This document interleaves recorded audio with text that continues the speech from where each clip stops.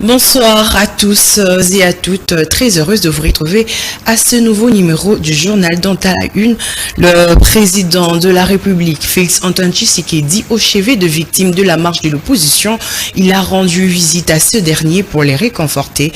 Jules Limbi commentaire.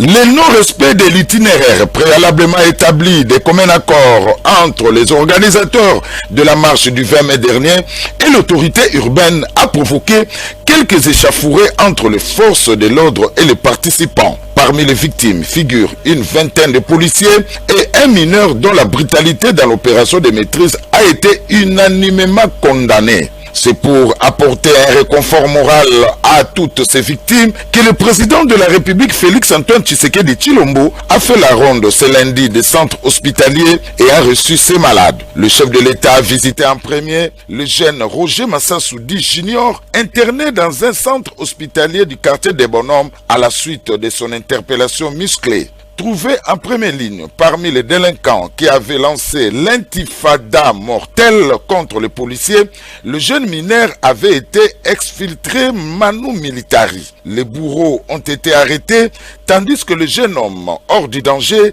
s'est remis de son traumatisme. Devant ses parents, le président de la République a longuement échangé avec cet enfant visiblement instrumentalisé. Malgré sa délinquance juvénile, rien ne pouvait expliquer la violence disproportionnée exercée sur lui, a dit le chef de l'État Félix Tshisekedi. Élève en 6e primaire, Roger a juré de ne plus servir de marche-pied aux politiques.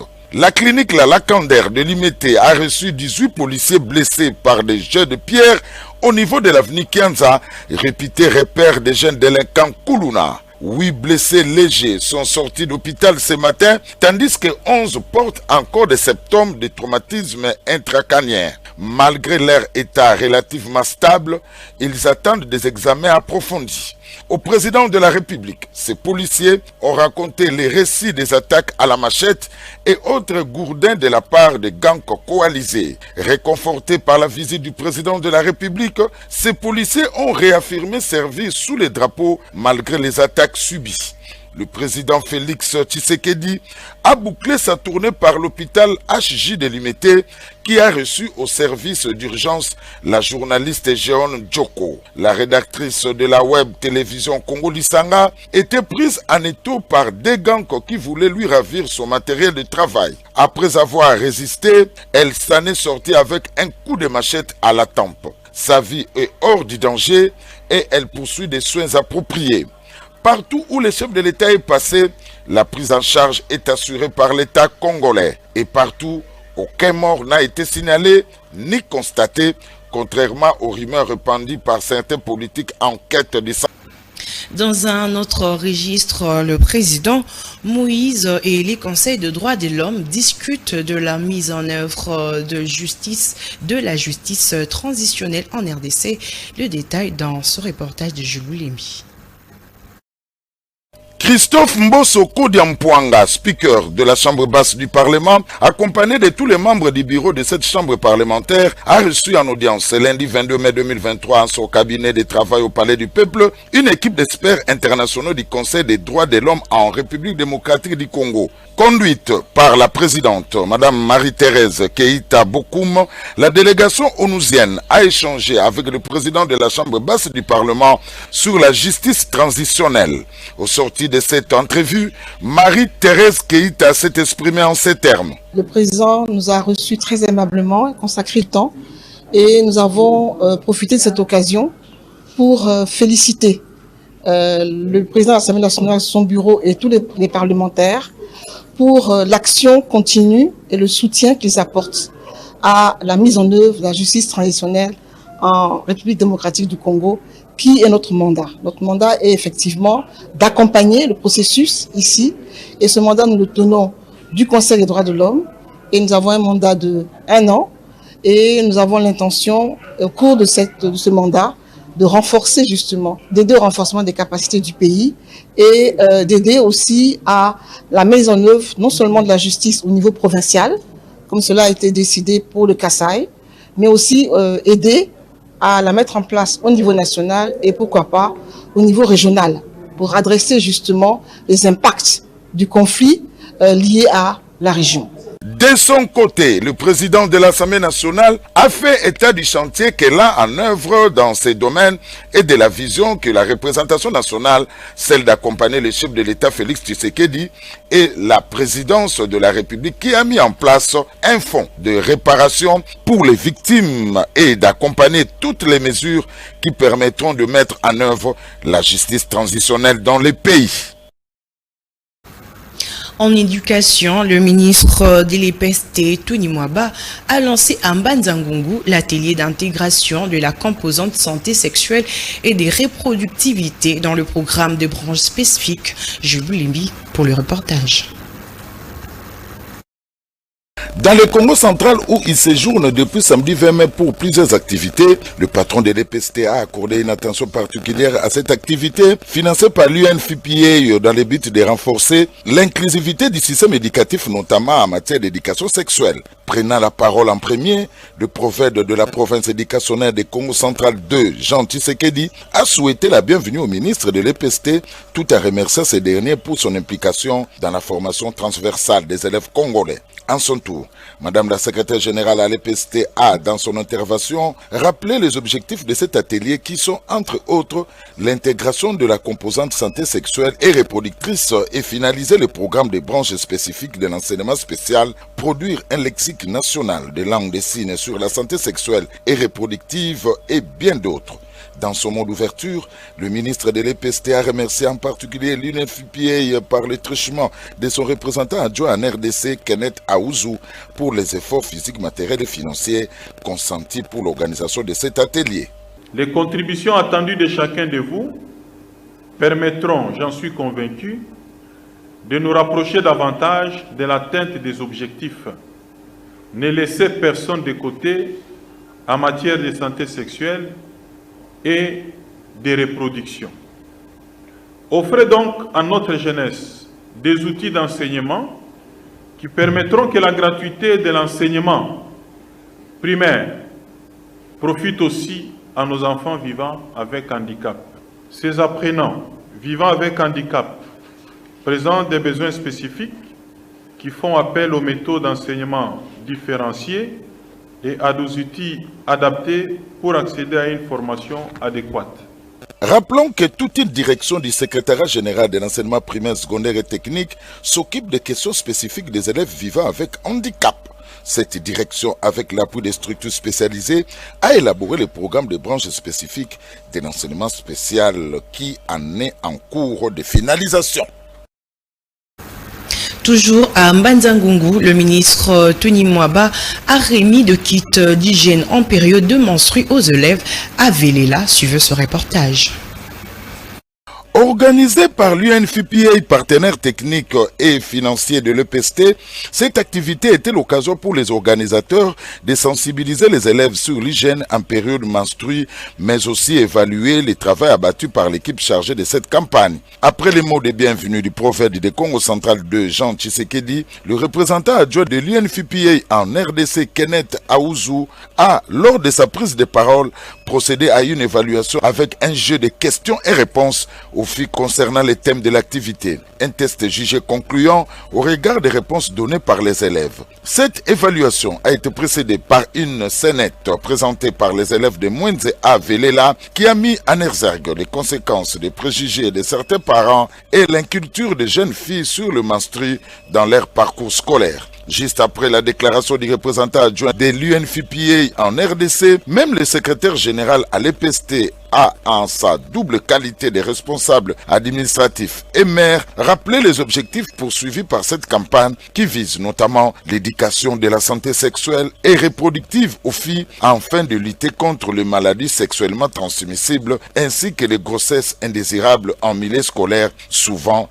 causées par le manque d'information et d'encadrement. À son tour, le ministre de l'EPST, le professeur Tony Mwaba, a procédé à la remise de ces kits qui comprennent un paquet de bandes hygiéniques, un autre de protégés slips, ainsi que de la lingette pour nettoyer le main après usage de la bande hygiénique. Notons que cette initiative est la première d'une série qui doit s'étendre sur l'ensemble du territoire national. Question de briser les tabous qui entourent ces sujets cruciaux à une étape donnée de la jeune fille. Parlant politique à présent, adhésion spéciale au parti politique Force Patriotique Unie FPU, c'est accompagné de quelques militants de son parti que Roger Ntingui, ancien président de l'Assemblée provinciale de Kinshasa, a fait son adhésion à ce parti cher à Jean-Charles Okoto, Lola Kombe, Rodi Louadio. Suivez.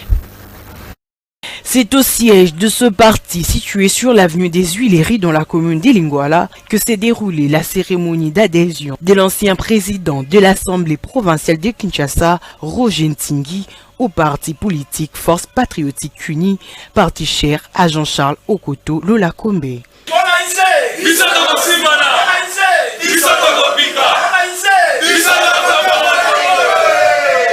Reçu par le secrétaire général de ce parti, Clément Luamba, qui à l'occasion l'a souhaité les bienvenus, c'est en bonne et due forme que Roger Ntingui, accompagné de plusieurs militants de son parti, a rempli sa fiche d'adhésion.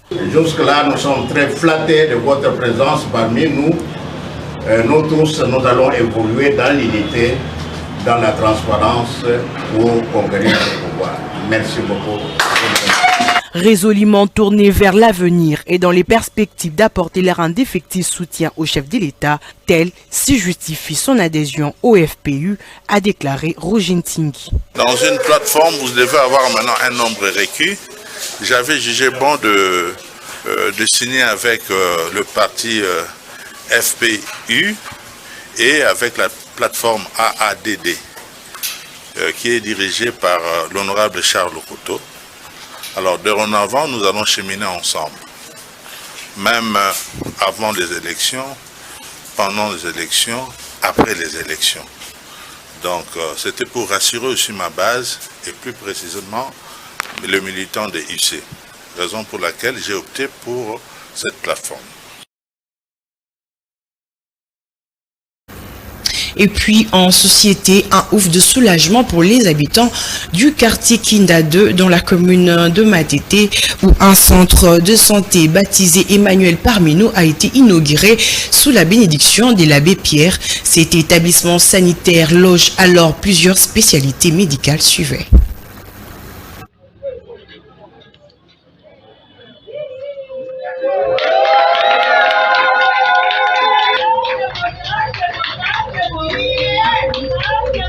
Emmanuel, un nouveau hôpital ultramoderne au standard international, est doré déjà dans la commune de Matete, précisément au quartier Kinda 2. Il s'agit tout de même de la médecine hyper spécialisée. D'abord, la gratitude au maître de temps et des circonstances et une façon de rendre gloire à Dieu pour l'accomplissement de cet établissement médical. Homélie du jour était basée dans le livre de Matthieu chapitre 4, versets 23 à 25. Le prêtre a rappelé aux professionnels de la santé d'exercer leur métier dans la chrétienté et le respect de l'art. Docteur Marie-Jeanne, organisatrice de la cérémonie, a rappelé à l'assistance le but du dit centre. On pourrait dire que notre famille allait tout droit à la faillite économique, mais ce qui est surprenant, c'est que quand vous travaillez pour Dieu, Dieu travaillera pour vous. C'est ainsi que nous assurons à notre population que chacun, selon sa catégorie, trouvera sa place au sein de notre institution. Robert Chongo, médecin directeur de cet établissement sanitaire, a de son côté exprimé son satisfait pour la réussite de ces projets. Comme on dit, rêve qui devient réalité, hein? Mais déjà, il y a la grande satisfaction, vraiment. Parce que cette œuvre, nous l'avons voulu vraiment pour contribuer à servir notre population. Nongon Tamba, médecin-chef de staff, a souligné que ce centre loge plusieurs spécialités médicales dont il a expliqué l'utilité en toile de fond. Nous avons des personnels de qualité, nous avons nos laboratoires qui font des analyses vraiment au-delà des autres centres, il ne faut pas. Alors c'est ce que j'appelle tout le monde, parce que on peut trop dire, mais si les gens viennent, ils vont vivre la réalité des centres Emmanuel. La fin justifie les moyens, dit-on. Cette cérémonie s'est clôturée par une ambiance bon enfant et un cocktail était également au rendez-vous afin de lier l'utile à l'agréable. Par ailleurs, la population du quartier Moulard fait face au problème des pénuries d'eau depuis plusieurs mois. Cette dernière sollicite l'implication des autorités de la Régie des eaux. Naomi Benza et Chemin Kassiama. Comme c'est le cas dans quelques communes de la ville-province de Kinshasa, l'eau ne coule pas pendant quelques mois dans les robinets de parcelles situées dans la commune de Bandalungwa, précisément au quartier Moulard. Cette pénurie pousse les abonnés de la Régie des eaux d'aller puiser de l'eau dans d'autres communes environnantes comme celle de Ngiringiri et Bumbu. Avec cette souffrance, ils ne savent plus à quel sens se vouer. Ils lancent un cri d'alarme. Nous sommes en train vraiment de déplorer cette situation, d'autant plus que notre président de la République a eu à inaugurer des sites. Un site à Lukunga et puis un autre site à Lemba Imbu. À la date d'aujourd'hui, nous constatons malheureusement que nos robinets sont secs. Pas de goutte d'eau. Alors, on n'arrive pas à comprendre qu'est-ce qui se passe réellement. Voilà pourquoi nous interpellons les autorités de la Régie des eaux. Ils sachent que la population est en train de souffrir maintenant concernant l'eau. Par rapport à la promesse de notre chef de l'État, à ce qui concerne les dessertes en eau, avec l'inauguration de l'usine de Ngaliema vers la zone là-bas, je pense que dans certaines communes comme Ngaliema, là vraiment, on peut dire coup de chapeau au chef de l'État. Mais nous demandons à l'équipe de la Régie des eaux de multiplier les efforts parce que d'autres communes comme Bandalungwa, Ngiringiri, Selembao, là vraiment, il y a encore beaucoup de problèmes. Là, l'eau a des problèmes pour sortir. Mais en Ngaliema, on dit merci au chef de l'État, mais dans d'autres communes, les amis souffrent là-bas, qu'on puisse vraiment multiplier des efforts, que les ingénieurs, les techniciens de la Régie des eaux puissent faire le suivi, surtout avec les anciennes là, c'est ce qui a des problèmes parce que là, c'est bouché partout. La population du quartier Mola sollicite l'intervention des autorités de la Régie des eaux pour les desservir en eau potable car, dit-on, l'eau c'est la vie. Poursuivons ces journaux avec un communiqué de l'OCC. Le directeur général de l'Office congolais des contrôles, le Dr Etienne Chimanga Mutombo, informe au public qu'un compte Facebook a été ouvert faussement en son nom par de trafiquants d'influence sans scrupules depuis quelques jours. Les auteurs de cette supercherie utilisent les faux comptes pour tromper les esprits naïfs par des engagements de divers ordres opérés en son nom. L'OCC et son directeur général se réserve le droit de retracer la source et d'initier une action judiciaire conformément aux dispositions légales en vigueur. En attendant, le directeur général de l'OCC invite le public à ignorer purement et simplement tous les messages transitant par ses comptes Facebook ou d'ailleurs tout autre compte qui sera ouvert en son nom ou sur un autre média social étranger aux canaux officiels de l'Office congolais des contrôles régulièrement repris sur ces différents visuels des communications. Ce communiqué est signé Dr Franck Mukanya Lusanga, directeur de marketing. Et pour finir, les Grands Prix Frankie Ombazi organisés par l'entente urbaine de cyclisme de Kinshasa a connu son épilogue le dimanche 21 mai dernier en présence du ministre des Sports et Loisirs François Kaboulo. Moana Kaboulo, Jonathan Liassi a remporté la course sur une vitesse moyenne évaluée à 39 km sur une distance de 70 km et Linda Kankou a fait la différence chez les dames sur l'avenue Colonel Mundiba. Suivez.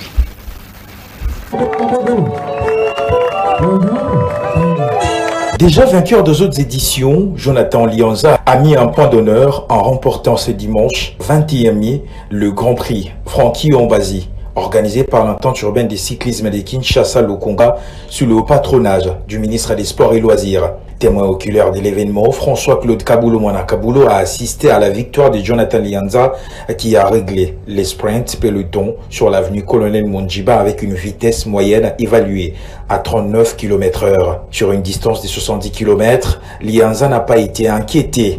Le vainqueur a inscrit pour la première fois son nom au palmarès du prix Frankie Ombazi. Son dauphin a été intenable jusqu'au bout, réagissant par quelques attaques. Famille à papa Francky Batio le bourg de Sali quand policier Sali bien pour la performance na biso pour je préparer Jean Francophonie. C'est une déjà performance pour le coca. Pourquoi va tous bandits pour les bien ma case pour la performance. Chez les dames, pas de surprise. Linda Kankou a logiquement pris les meilleurs sur ses adversaires. Et ça a vraiment plaisir, on a ma qualité, on a gagné une course. Parce qu'il y avait une fille qui s'appelle Alexia, elle est vraiment très forte, mais vraiment remontée, qui a accueilli tout. Et en plus, on a banda hollandais, et puis motivation, allez, si, et puis et puis on a roulé ensemble, et puis on a Très puissante, rapide et maligne pour s'offrir ce prix organisé en l'honneur du champion Umbazi, Ikele, mort en 1988 à l'âge de 41 ans. Lui qui avait donné toute sa vie à l'explosion du cyclisme en République démocratique du Congo. Ainsi prend donc fin cette grande édition du journal, mesdames et messieurs. Merci de nous avoir suivis et bonne suite de programmes sur les antennes des Canal King Télévision. Au revoir.